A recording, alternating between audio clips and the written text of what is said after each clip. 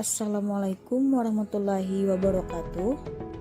Kami dari kelompok 11 ingin menyampaikan hasil makalah kami yang berjudul Aspek Pengawasan Perbankan Syariah oleh Otoritas Jasa Keuangan.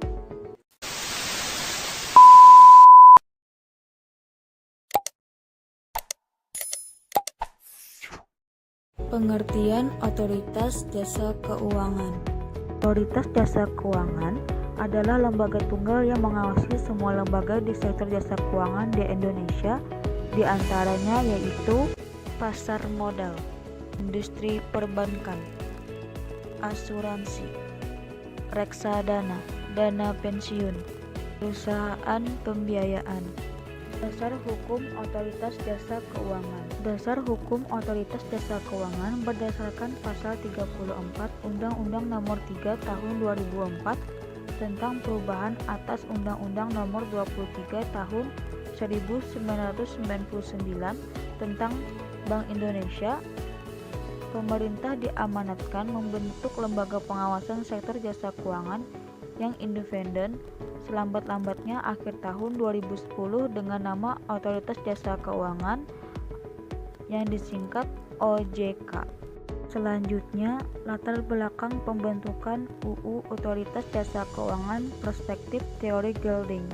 Latar belakang pembentukan Undang-Undang Otoritas Jasa Keuangan Perspektif Teori Gilding yaitu terdapat di dalam Undang-Undang OJK yang didasarkan pada 3 landasan, yaitu landasan yuridis, landasan filosofis, dan landasan sosiologis. Landasan yuridis. Secara yuridis, pembentukan Undang-Undang OJK dilandasi oleh Undang-Undang Nomor 3 Tahun 2004 tentang Bank Indonesia yang berisi mengamanatkan pembentukan lembaga pengawasan sektor jasa keuangan yang mencakup perbankan, asuransi, dana pensiun, sekuritas, modal ventura, dan perusahaan pembiayaan serta badan-badan lain yang menyelenggarakan pengelolaan dana masyarakat. Kemudian landasan sosiologis.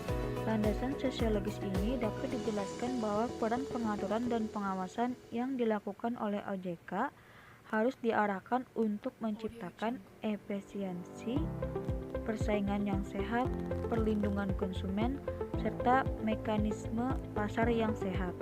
Landasan berikutnya yaitu landasan filosofis, bahwa OJK dibentuk dengan tujuan agar keseluruhan kegiatan jasa keuangan di dalam sektor jasa keuangan dapat terselenggara secara teratur, adil, transparan, dan akuntabel, serta dapat mewujudkan sistem yang tumbuh secara berkelanjutan dan stabil. Selanjutnya, pokok-pokok Undang-Undang Otoritas Jasa Keuangan. Yang pertama, status Otoritas Jasa Keuangan. Otoritas Jasa Keuangan adalah lembaga yang independen dalam melaksanakan tugas dan wewenangnya, bebas dari campur tangan pihak lain kecuali untuk hal-hal yang secara tegas diatur dalam Undang-Undang Otoritas Jasa Keuangan. Yang kedua, tujuan, fungsi, tugas, dan wewenang.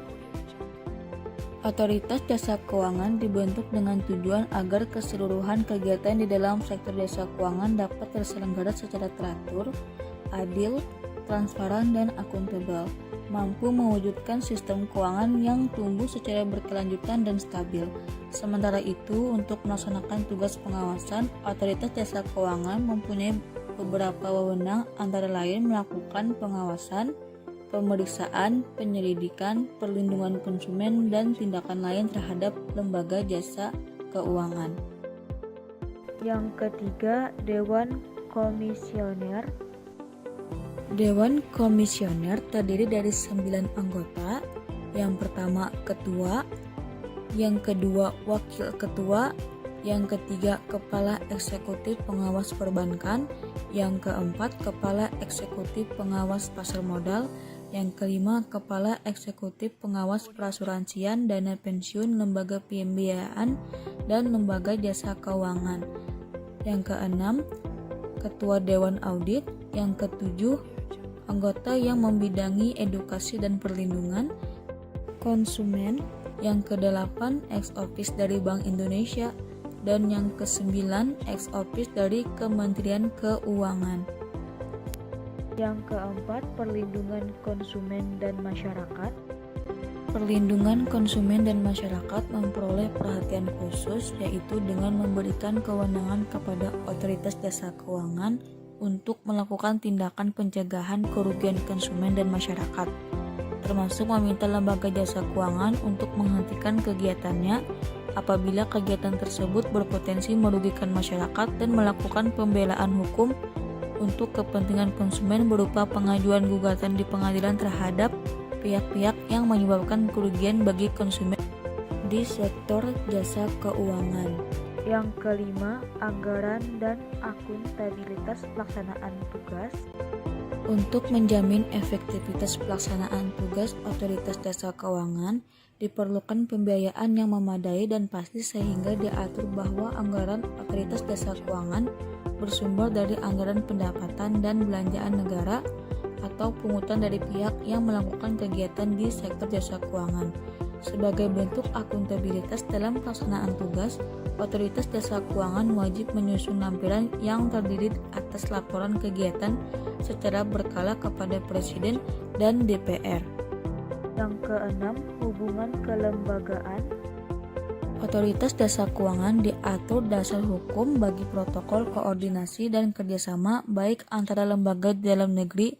Upaya untuk memelihara stabilitas sistem keuangan diperlukan suatu langkah aktif dan terpadu yang beranggotakan unsur pimpinan dari Kementerian Keuangan selaku otoritas moneter dan sistem pembayaran. Yang ketujuh, transisi. Otoritas jasa keuangan diatur dengan cukup detail ketentuan yang mengatur transisi agar peralihan tugas dan fungsi pengaturan dan pengawasan tersebut dapat berjalan dengan baik. Pengaturan tentang transisi tersebut meliputi aspek penyelenggaraan tugas dan fungsi, aset dan dokumen, kepegawaian, peraturan perundang-undang, serta pembiayaan. Pengawasan perbankan syariah oleh otoritas jasa keuangan. Dari sisi pengawasan terhadap bank syariah dan unit usaha syariah juga dilakukan oleh Bank Indonesia sebagaimana pada perbankan konvensional. Untuk melaksanakan kepentingan tersebut, Bank Indonesia telah dibentuk Departemen Perbankan Syariah. Departemen ini terdiri dari 4 divisi, yaitu yang pertama, Divisi Penelitian, Pengembangan dan Pengaturan Perbankan Syariah.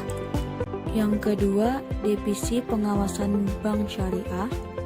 Yang ketiga, Divisi Informasi Perbankan Syariah.